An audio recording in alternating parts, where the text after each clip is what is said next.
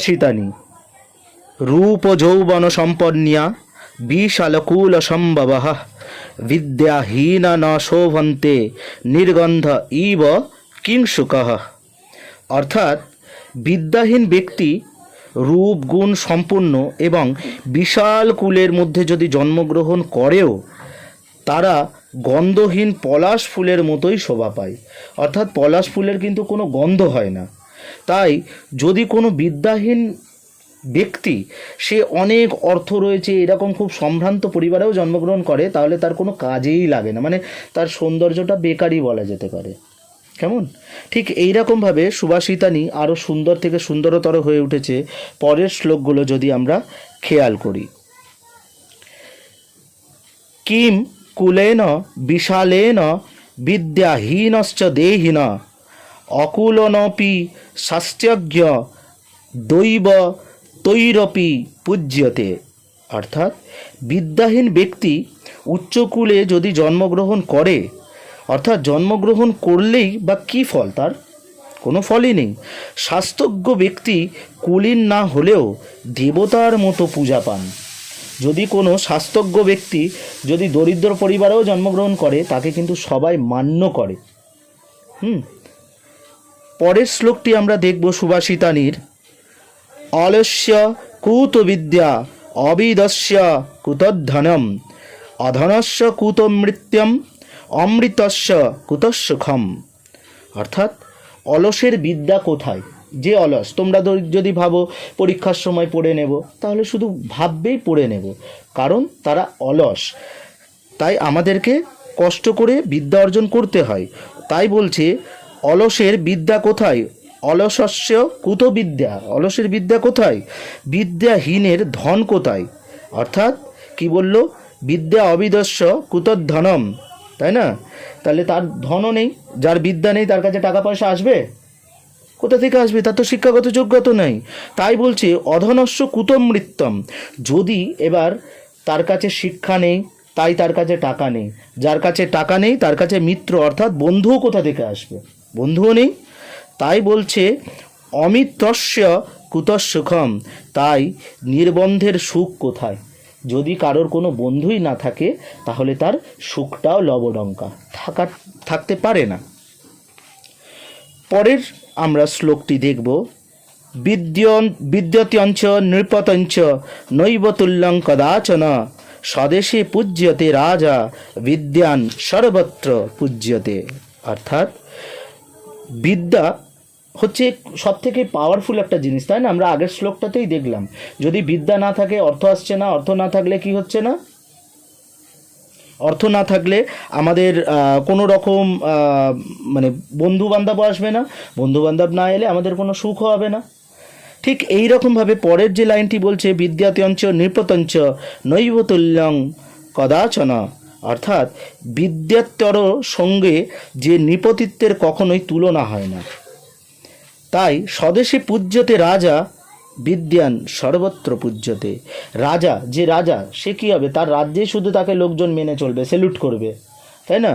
কিন্তু যে বিদ্যান সে তার রাজ্যে যেমন পূজিত হবে, সে ভিন রাজ্যেও যদি চলে যায় তার শিক্ষাগত যোগ্যতা দেখে সকলেই তাকে রেসপেক্ট করবে, তাকে সম্মান করবে।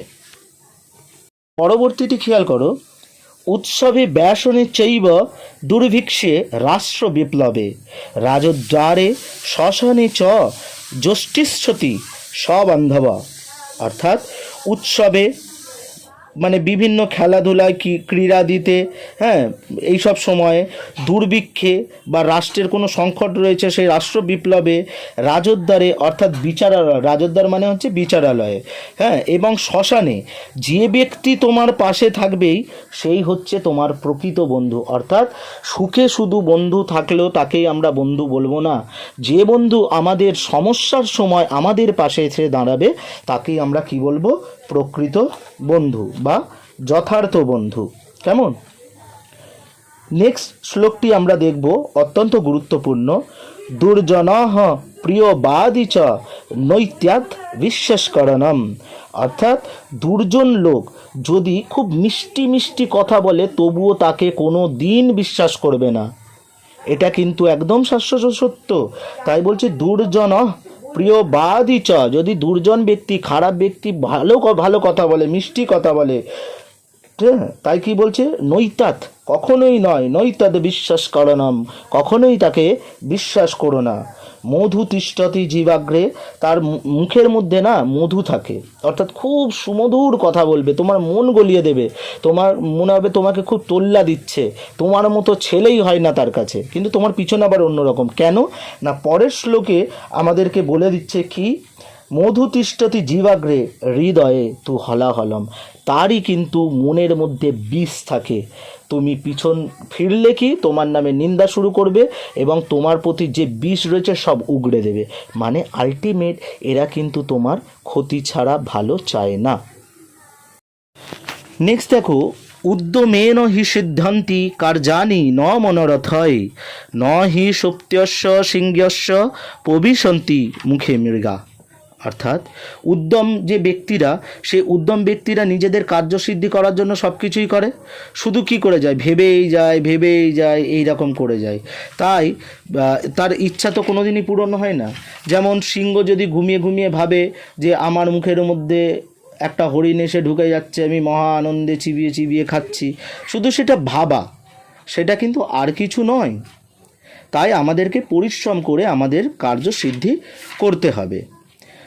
নেক্সট, চলচ্চিত্যম চলদ্দিত্যম চলজ্জীবন যৌবনম চলাচলমিদম সর্বম কৃত্রিজস্য জীবতি। অর্থাৎ চিত্ত চঞ্চল, ধনসম্পদ সেও কিন্তু স্থায়ী হয় না, সেও চঞ্চল, অস্থায়ী। জীবন যৌবন সেগুলোও ক্ষণস্থায়ী। সব কিছুর মধ্যেই একমাত্র যশই, তোমার মান সম্মানই তোমাকে চিরকাল বাঁচিয়ে রাখবে। নেক্সট, অতি দর্পে হতালঙ্কা অতি মানে চকৌরবা অতি দানে বলিরবদ্ধ সর্বত্র গৌরিতম। অর্থাৎ অতিরিক্ত সব কিছুই ভালো নয়। যে লঙ্কেশ্বর রাবণ ছিল, সে তার অনেক গর্ব ছিল, অনেক অহংকার ছিল, তাই অতিরিক্ত সে অহংকারের বশে কি করেছিল, তার রাজ্য সে হারিয়েছিল। তাই বলছি কি, এই কারণে অতিরিক্ত অহংকার করে লঙ্কা একদিন কি হয়েছিল, ধ্বংস হয়েছিল। এবং যে বলি রাজা ছিলেন, তিনি দানের শ্রেষ্ঠ ছিলেন, সবাইকে অনেক কিছু দান করে যেতেন, কেউ তার কাছে গেলে খালি হাতে ফিরতো না। তাই অত্যন্ত দান করাও ভালো নয়। তাই বলি রাজার শেষ অবস্থা কী হয়েছিল, পাতালে তাকে নিমজ্জিত করা হয়েছিল। তাই অতি দানে বা বলি রাজাকে কী করা হয়েছিল, তাকে নিহত করা হয়েছিল, অর্থাৎ পাতালে আবদ্ধ করা হয়েছিল। নেক্সট, ভূম গরীয়সী মত স্বর্গ দুচ্চত্তর প্রীত জননী জন্মভূমিশ্চ স্বর্গাদপি গরীয়সী। অর্থাৎ জন্মদাত্রী মাতা বসুন্ধরার থেকেও শ্রেষ্ঠ। মানে আমাদের যে জন্মদাত্রী মা, সে আমাদের এই পৃথিবীর থেকেও কিন্তু শ্রেষ্ঠ মা, কারণ মায়ের সম্মান করা উচিত। যে মায়ের সম্মান করে সে সব দিক থেকে উন্নতি পায়। জীবনদাতা পিতার স্থান স্বর্গের চেয়েও কিন্তু উপরে। যে পিতা, সে কিন্তু স্বর্গের চেয়েও উপরে। জননী আর জন্মভূমি স্বর্গের চেয়েও মহান। যে জননী অর্থাৎ এবং আমাদের যে জন্মভূমি এই বসুন্ধরা, সে কিন্তু আবার স্বর্গের চেয়েও মহান। তাই এই শ্লোকগুলো খুব ভালো করে পড়বে, পড়ে একটু মুখস্থ করার চেষ্টা করবে, বঙ্গানুবাদ সহ তোমাদের পরীক্ষাতে আসার সম্ভাবনা রয়েছে।